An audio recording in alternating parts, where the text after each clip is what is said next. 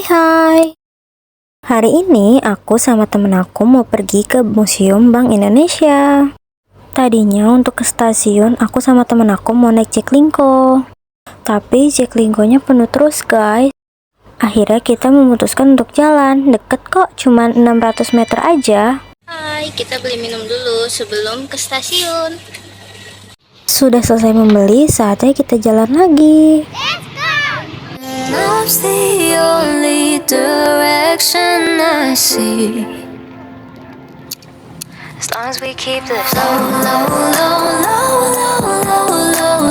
key. You ain't even got. Yeay, akhirnya aku udah sampai nih di stasiunnya. Tapi sebelum aku masuk ke stasiun, aku mau cek saldo kartu aku dulu. Rute perjalanan yang pertama dari stasiun Taman Kota, kita akan menuju ke stasiun Transit Duri. Di stasiun Taman Kota ini terdapat banyak sekali tempat sampah loh, jadi pasti terjamin deh kebersihannya.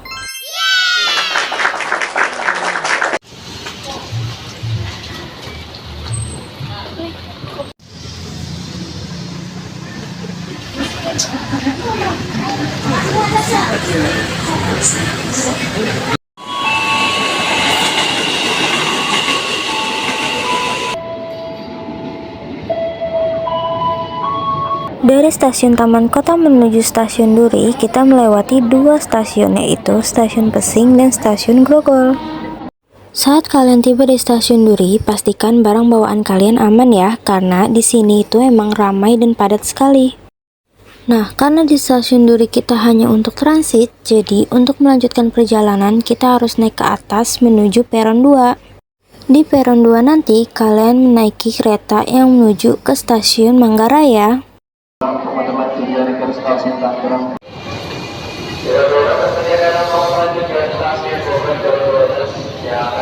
Nah, saat kalian tiba di stasiun Manggarai, kalian pergi ke peron 10 ya, yang ke arah Jakarta Kota. Sama seperti stasiun Duri, di sini di stasiun Manggarai kalian hanya untuk transit ya. Jadi secara keseluruhan kalian akan transit 2 kali ya di stasiun Duri dan stasiun Manggarai. Nah, ini dia kereta yang akan bawa kita ke stasiun Jakarta Kota.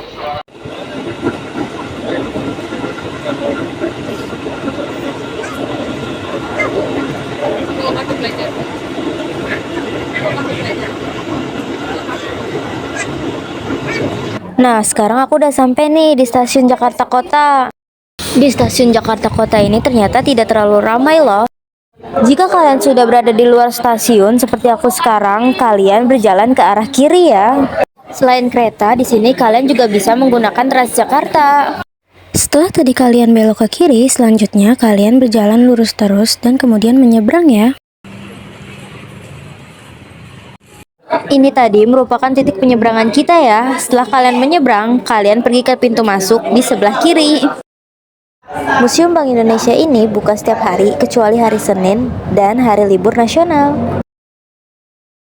Pembelian tiket ada di dalam ya teman-teman, jadi di sini kalian langsung masuk saja. Setelah kalian masuk ke pintu masuk, sebelum membeli tiket, kalian harus melakukan pengecekan dulu ya yang dilakukan oleh petugas. Di Museum Bank Indonesia ini, jika kalian seorang pelajar dan memiliki kartu pelajar, kalian tidak dikenakan biaya alias gratis. Tapi sebelum kalian mendapatkan tiket, kalian harus serahkan kartu pelajar kalian dulu, mengisi nama dan asal sekolah. Ini tadi sebelum kalian masuk, kalian harus menitipkan barang bawaan kalian ke petugas. Setelah kalian masuk tadi, baru kalian akan dilakukan pemeriksaan tiket oleh petugas. Harga normal tiketnya adalah Rp5.000. Di dalam Museum Bank Indonesia ini dijelaskan sejarah awal mula terbentuknya Bank Indonesia.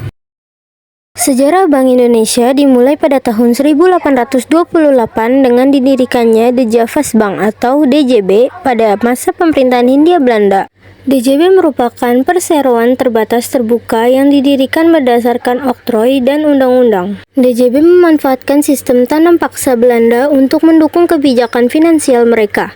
DJB memiliki kantor pusat di Batavia dan 2 cabang di Pulau Jawa, di Semarang dan Surabaya. DJB didirikan pada 1828 dan merupakan bank sentral pertama di Indonesia. Pada masa kependudukan Jepang di Indonesia, DJB dilikuidasi dan diganti oleh bank buatan Jepang bernama Nanto Kaihatsu Ginko atau NKG. Setelah Indonesia merdeka pada 1945, DJB kembali diaktifkan oleh NICA untuk mencetak dan mengedarkan uang mereka.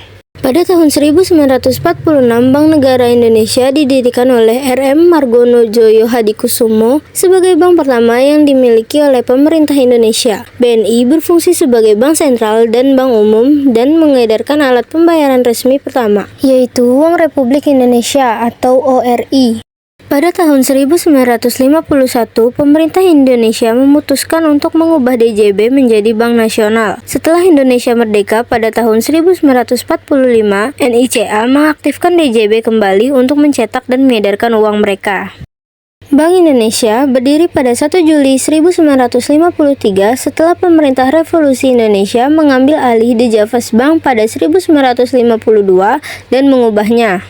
Undang-Undang Nomor 11 Tahun 1953 tentang Pokok Bank Indonesia menetapkan bahwa BI akan menggantikan DJB sebagai bank sentral dengan tugas utama di bidang moneter, perbankan, dan sistem pembayaran. BI juga memiliki tugas lain, yakni sebagai bank komersial yang melakukan pemberian kredit. Pada 1968, BI tidak lagi menyalurkan kredit komersial, melainkan menjadi agen pembangunan dan pemegang kas negara. Tujuannya adalah untuk mencapai dan memelihara kestabilan nilai rupiah. Hingga saat ini, BI terus beroperasi dan menjalankan fungsinya untuk memelihara kestabilan nilai rupiah. Gedung yang sekarang menjadi Museum Bank Indonesia dulunya merupakan lokasi DJB. Museum ini memiliki fasilitas untuk menggali informasi lebih lengkap tentang sejarah, fungsi, maupun tugas Bank Indonesia.